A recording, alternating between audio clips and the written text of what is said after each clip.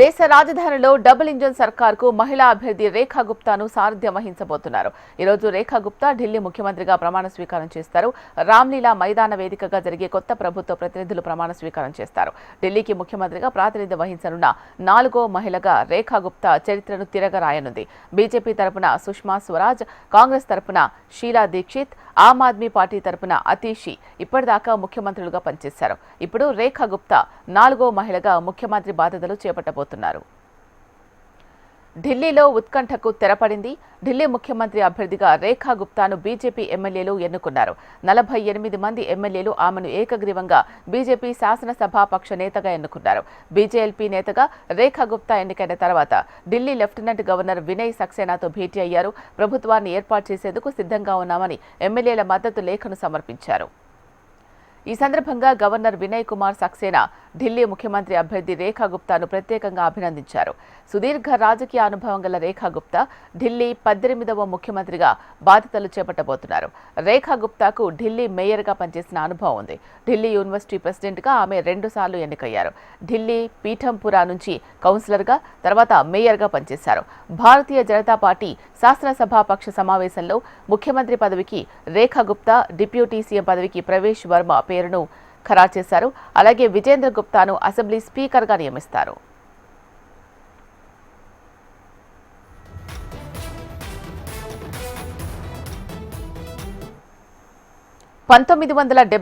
లో హర్యానా జింద్ జిల్లాలోని నంద్గఢ్ గ్రామంలో రేఖా గుప్తా జన్మించారు. ఆమె తండ్రి స్టేట్ బ్యాంక్ ఆఫ్ ఇండియాలో ఉద్యోగం చేసేవారు. రేఖా గుప్తాకు 2 ఏళ్ల వయసు ఉన్నప్పుడు అంటే 1976లో వారి కుటుంబం ఢిల్లీకి మకాం మార్చారు. దీంతో రేఖా గుప్తా ప్రాథమిక విద్య నుంచి ఉన్నత విద్య వరకు అంతా ఢిల్లీలో సాగింది. ఇక చిన్నతనం నుంచే రేఖా గుప్తా బీజేపీ వైపు ఆకర్షితులయ్యారు. చిన్నతనంలో రాష్ట్రీయ స్వయం సేవక్ సంఘ్ విద్యార్థి విభాగమైన అఖిల భారతీయ విద్యార్థి పరిషత్ ఏబీవీపీలో చేరారు. ఆ తర్వాత ఢిల్లీ యూనివర్సిటీలో చదువుతున్నప్పుడు ఆమె దౌలత్ రామ్ కళాశాలలో కార్యదర్శి ఎన్నికల్లో విజయం సాధించారు.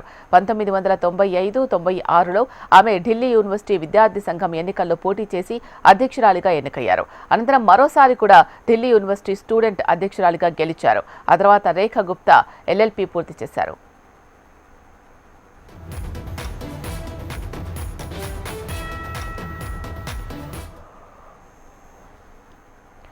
రేఖా గుప్తాకు గతంలో ఎమ్మెల్యే, ఎంపీగా పనిచేసిన అనుభవం లేదు. కానీ రాజకీయంగా ఆమెకు సుదీర్ఘ అనుభవం ఉంది. విద్యార్థి నాయకురాలిగా రాజకీయ జీవితాన్ని ప్రారంభించిన ఆమె పితంపుర, షాలిమార్ బాగ్ ప్రాంత ప్రజలకు సుపరిచితురాలు. స్థానికంగా పార్కుల అభివృద్ధికి ఆమె ఎంతగానో కృషి చేశారు. సామాజిక సేవా కార్యక్రమాల్లో ముందుండేవారు. రేఖా గుప్తా కుటుంబానికి సంఘ నేపథ్యం ఉండడం ఆమెకు కలిసొచ్చింది. చదువు పూర్తయిన తర్వాత 2003-04లో బీజేపీ యువమోర్చా ఢిల్లీ యూనిట్లో రేఖా గుప్తా చేరారు. అక్కడ కార్యదర్శి పదవిని చేపట్టారు. దీని తర్వాత 2004 నుంచి 2006 వరకు భారతీయ జనతా పార్టీ యువమోర్చా జాతీయ కార్యదర్శిగా పనిచేశారు. 2007లో ఉత్తర పీఠంపుర స్థానం నుంచి కౌన్సిలర్గా ఎన్నికయ్యారు. ఆ తర్వాత 2007 నుంచి 2009 వరకు 2 ఏళ్ల పాటు ఢిల్లీ మున్సిపల్ కార్పొరేషన్లో మహిళా సంక్షేమం, శిశు అభివృద్ధి కమిటీకి చైర్పర్సన్గా ఉన్నారు. అనంతరం 2009లో ఢిల్లీ బీజేపీ మహిళా మోర్చా ప్రధాన కార్యదర్శిగా పనిచేశారు. 2010లో బీజేపీ జాతీయ కార్యవర్గ సభ్యురాలుగా హైకమాండ్ బాధ్యతలు అప్పగించింది. విద్యార్థి దశలో ఏబీవీపీలో చురుకైన పాత్ర పోషించిన ఆమె ఆ తర్వాత బీజేపీలో చేరారు. గతంలో పిఠంపుర కౌన్సిలర్గా షాలిమార్ బాగ్ బి నుంచి కార్పొరేటర్గా ఎన్నికయ్యారు. స్థానిక ప్రజలకు ఎప్పుడూ అందుబాటులో ఉండే నాయకురాలిగా రేఖా గుప్తాకు పేరుంది. ఢిల్లీ ప్రాంతంలో పార్టీ వాయిస్ ను గట్టిగా వినిపించే నేతల్లో ఆమె ఒకరు.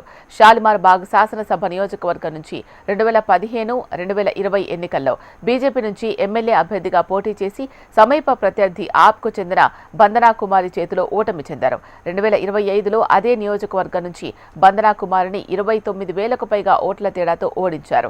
రేఖా గుప్తా బీజేపీలో ఎన్నో బాధ్యతలు నిర్వర్తించారు. బీజేపీ ఢిల్లీ శాఖ ప్రధాన కార్యదర్శిగా పనిచేశారు. పదవులతో సంబంధం లేకుండా నిరంతరం ప్రజల్లో ఉంటూ వారి సమస్యల పరిష్కారం కోసం కృషి చేయడమే ఆమెను సీఎంగా బీజేపీ ఎంపిక చేయడానికి ఒక కారణమని బీజేపీ నేతలు చెబుతున్నారు.